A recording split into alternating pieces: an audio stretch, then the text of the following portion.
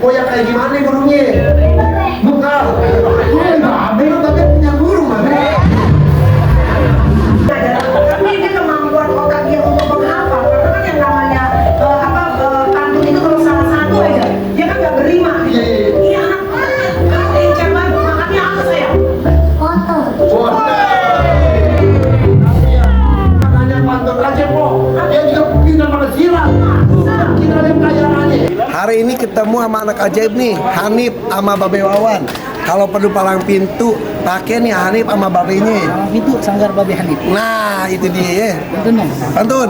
Anak buaya cari makan. Cakep. Pergi melata di waktu pagi. Cakep. Sini budaya kita lestarikan. Kalau bukan kita siapa? Ah. Assalamualaikum warahmatullahi wabarakatuh. Wabarakatuh.